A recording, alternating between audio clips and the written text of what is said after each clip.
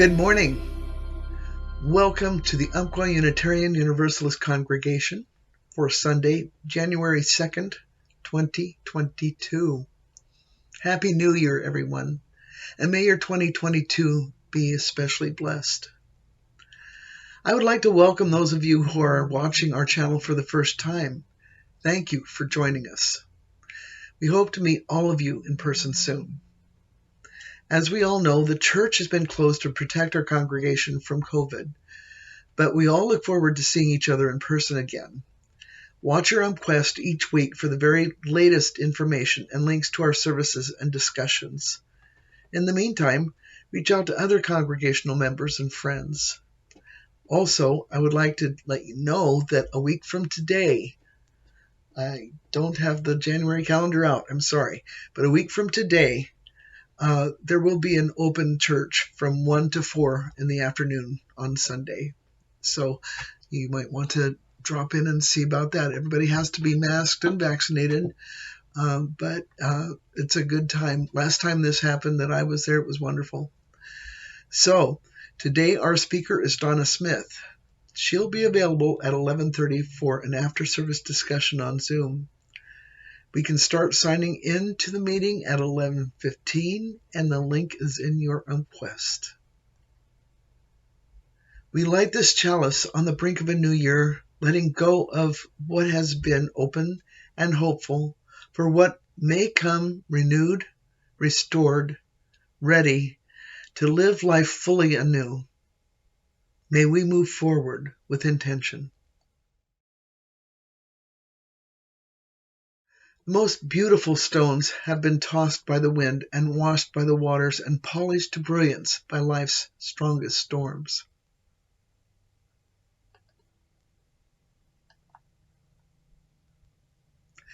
And now I would like to introduce Donna. Donna Smith is a Unity Worldwide Ministry spiritual leader whose training focused on pastoral care. She's most happy when she can help others find peace and joy in their lives. She is also a Unity chaplain, a Taizé prayer leader and trainer, a Reiki master and practitioner, a nonviolent communication teacher, a student and teacher of A Course in Miracles, and is active in our Cares and Concerns community. Good morning, my friends, and Happy New Year. I would like to begin this morning with a prayer, and I invite you to join me. Dear Lord, so for today I'm doing all right. I have not gossiped, lost my temper, been greedy, grumpy, nasty, selfish, or self-indulgent. I have not whined, complained, cursed, or eaten any chocolate. I have charged nothing on my credit cards. But I will be getting out of bed in a minute, and I think that I will really need your help then. Amen. Now, even though this little prayer is for humor, I think it really rings true. We go into a new year with resolve, and we make resolutions on how we're going to change our lives for the better. And as in the prayer, it is easily said. But as we get out of bed every day, and as the year moves on, we find that our resolves are not so easy to live up to. And you know why? Because we put a lot of pressure on ourselves to be perfect, according to what the world has defined as perfection and how it should be lived. These ideas come to us through religions, ethics, laws, traditions, perceptions, and interpretations. Well, the world does not know what perfection is, and I say that we forget about perfection and instead resolve to become more aware of who we are from the inside out. Growing in awareness is a journey, and you can't get to the end of the journey at the start. So let's begin this new year with the anticipation of a beautiful journey of learning and growing and rising in the consciousness as the year unfolds. No details, Okay, no pressure. Just be with the journey every moment. Life will be so much richer because you haven't defined how it should be and are open and free to accept life as it comes and to create what you desire as you go along the journey.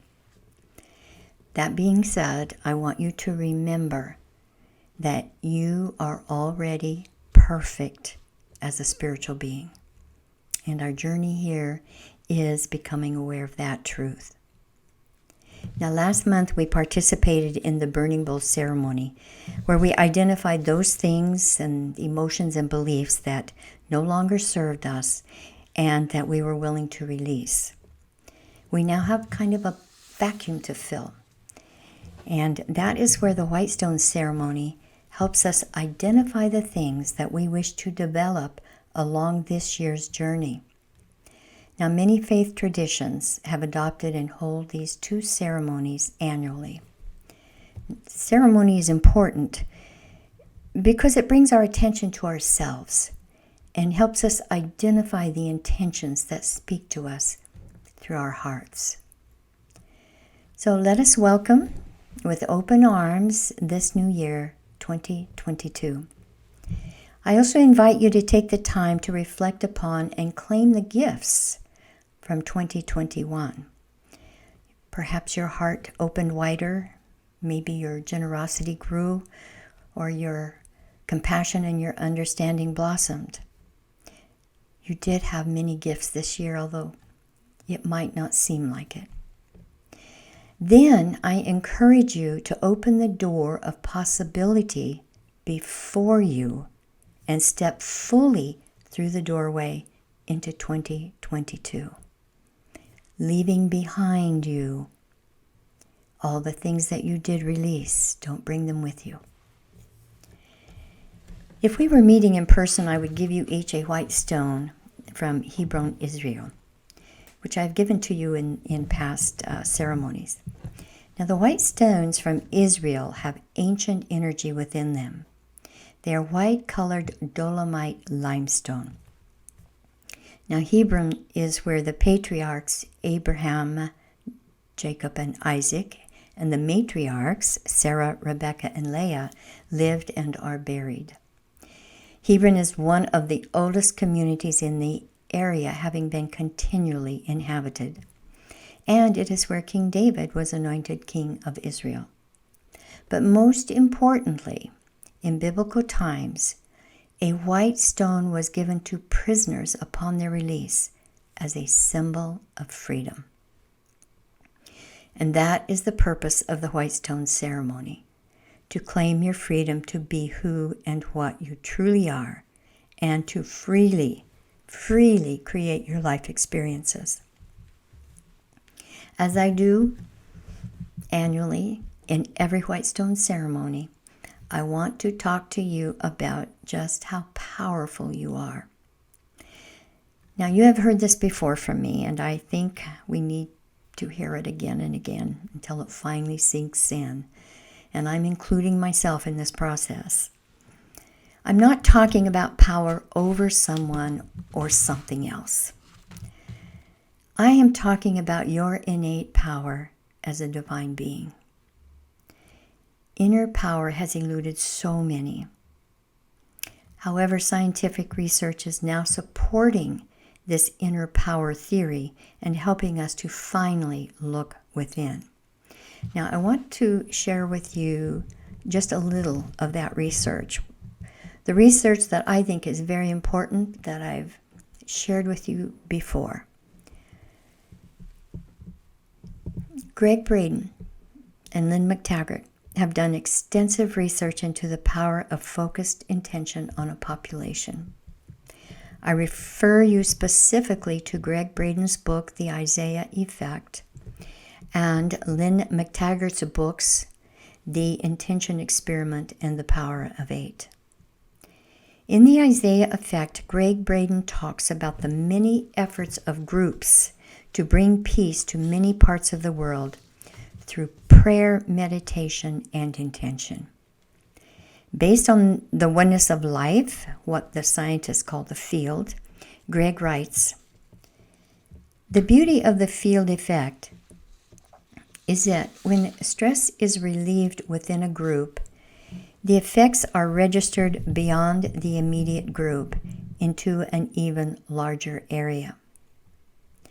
What they found through many successful experiments to reduce conflict in the world was that a group in number that equals the square root of 1% of the population, holding a focused intention, created a measurable effect on the population, and then that effect moved out beyond the population.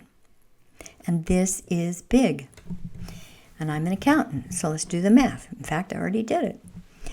According to the World Population Clock, the estimated world population on December 26, 2021 is 7.9 billion.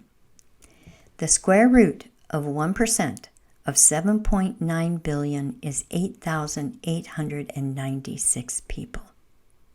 Now, in our world of today, our technology, can we get 8,896 people together at one time?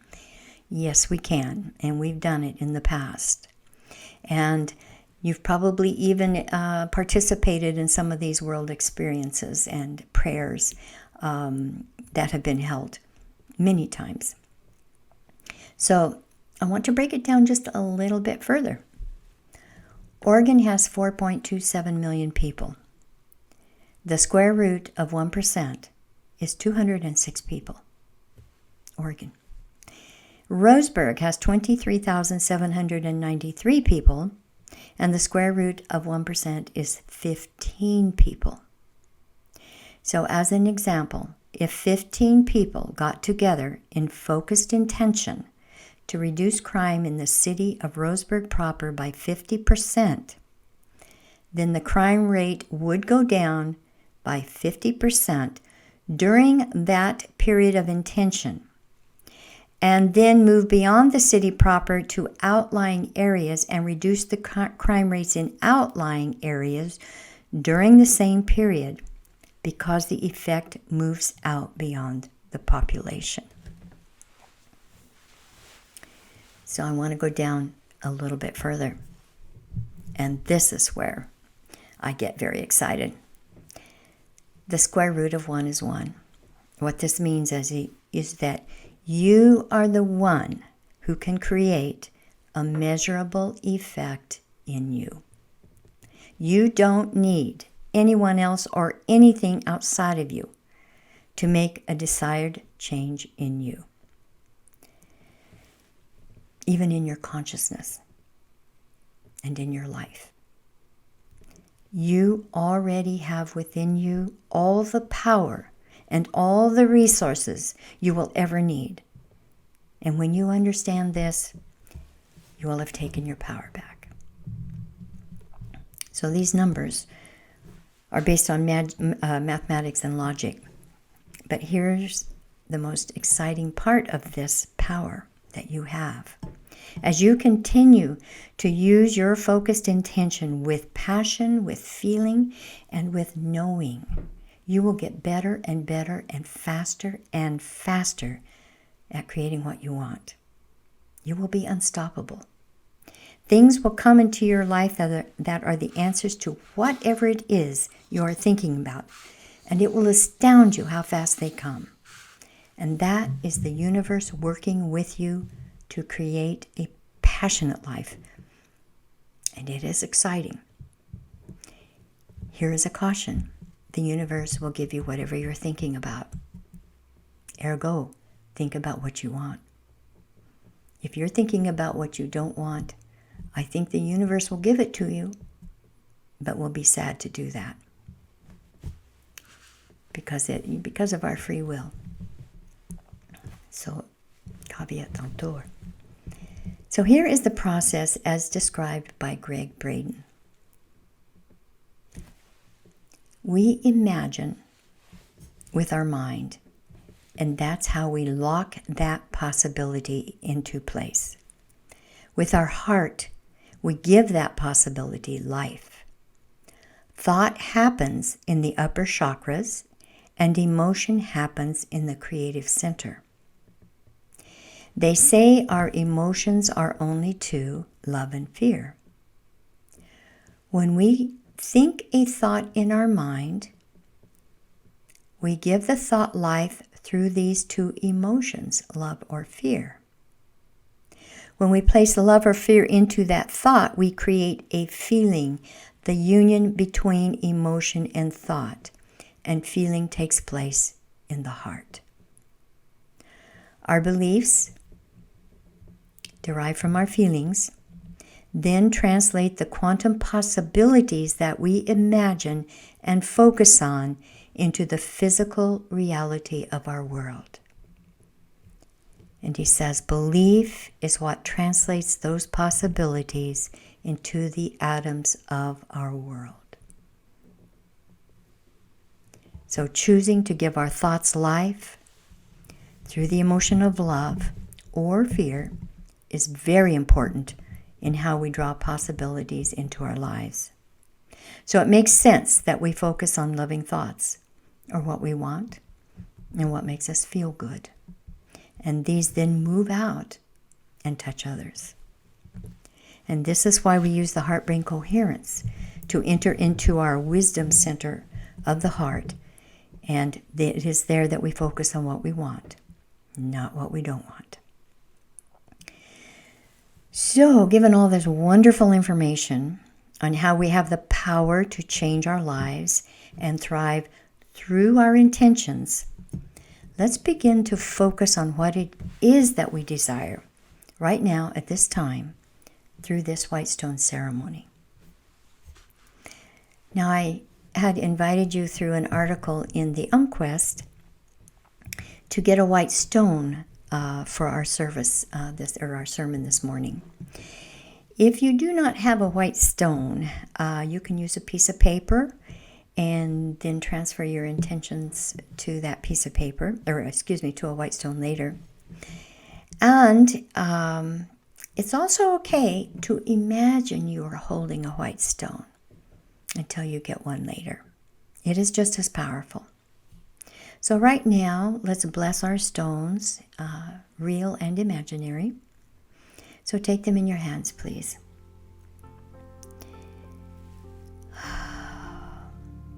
And let us bless each stone as a symbol of our intention to take back our power and to be free to create the life that we desire.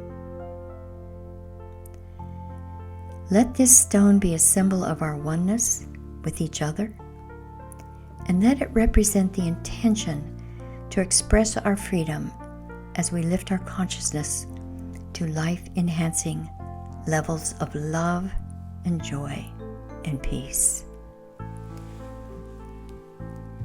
As you hold the white stone in your hand, let it represent all that is new and good and holy and beautiful that is within your heart. Let this little white stone be your reminder of all that you desire. Let it represent your willingness to live your life to the fullest in great peace and happiness, as the Great Spirit desires for you. So, as we hold our stones, I invite you now to go into meditation with me. So sit back wherever you are and relax. Relax your body. Close your eyes. And just take some deep breaths.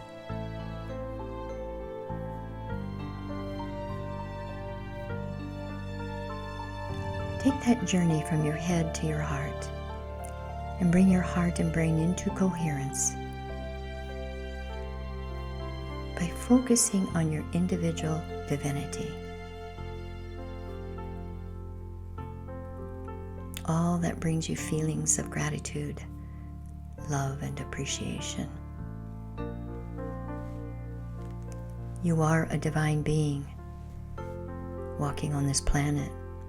You are good, you are holy, and you are beautiful. We are all enlightened beings, and this journey here is a journey of remembering this truth. Feel this within your heart and be willing to love yourself deeply.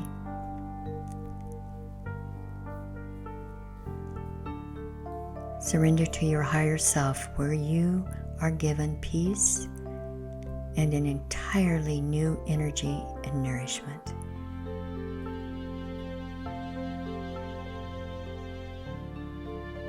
And as you hold your white stone in your hand, feel its energy and fill your white stone with your loving energy.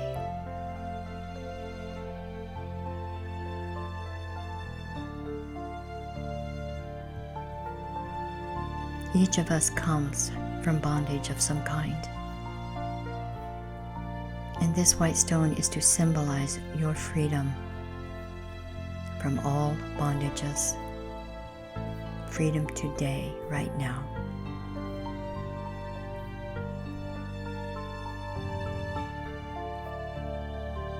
This white stone represents a clean slate. You are moving forward, leaving all that does not serve you behind for transmutation.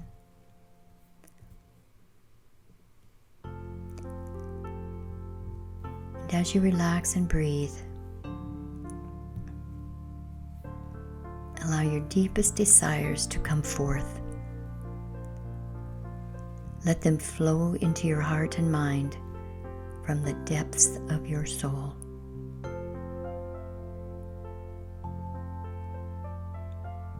Allow the divine to move through you to express a very powerful symbol of who you have become, or who you are becoming, or who you would like to become. Desire is innocent. Allow it to flow. What is your desire? So we're going to go into the silence now for a moment. Listen to your heart. And when you know from this heart guidance, write it on your white stone.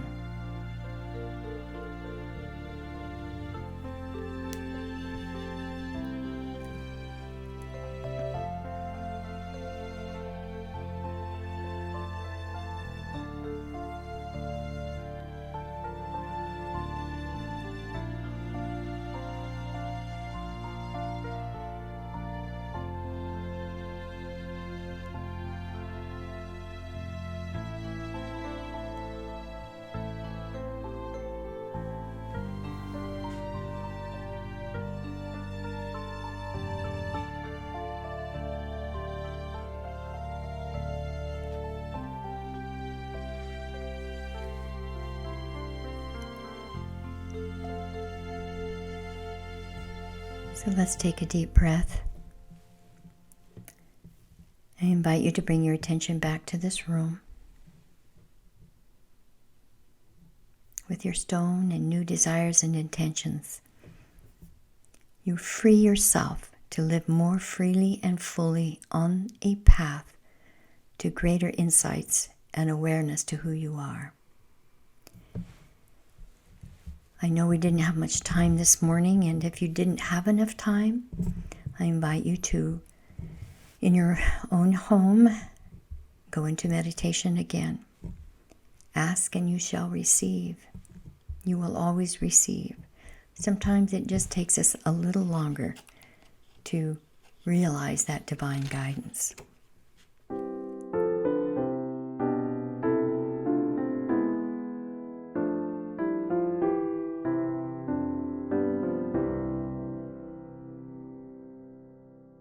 Thanks be for these life's holy times, moments of grief, days of delight, triumphant failure intertwine, shaping our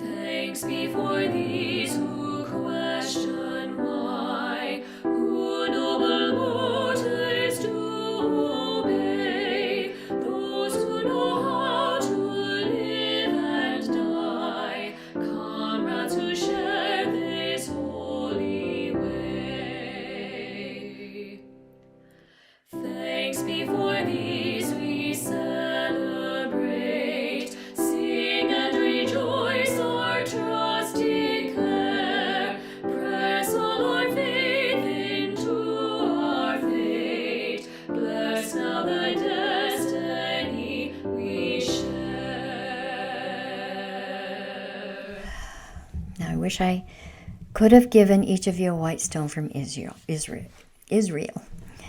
What I have done is to take a white stone, and I have blessed it with these intentions. UUUC, yeah, can you see that? UUUC 20,022. Okay.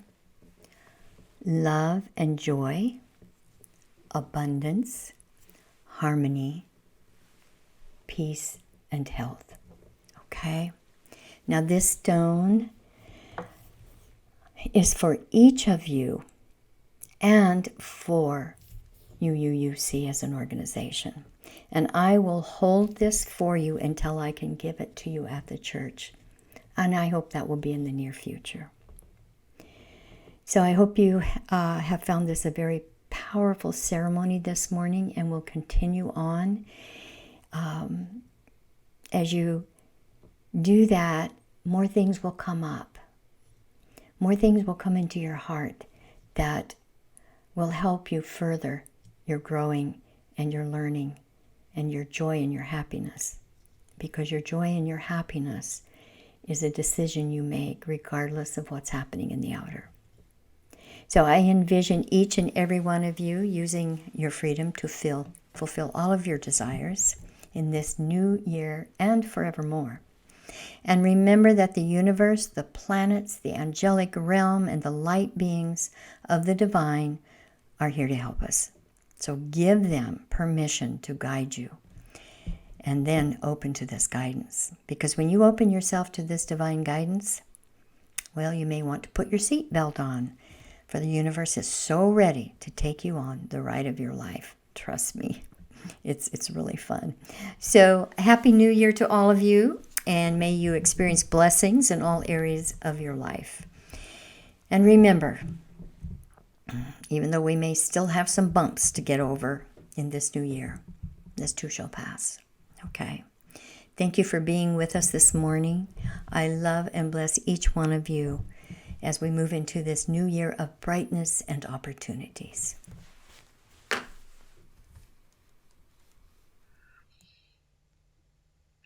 As you hold the white stone in your hand, let it represent all that is new and good and holy and beautiful that is in your heart. Let this little white stone be your reminder of all that you desire. Let it represent your willingness to live your life to the fullest in great peace and happiness, as the Creator desires for you. We extinguish this chalice today, but we are illuminated by a faith that allows us to sit and think. In this quiet time, we can reflect in solitude, meditating on love and growing out of our comfort. Though we experience discomfort, we are excited to give birth to a new, just world. Blessed be. Ooh.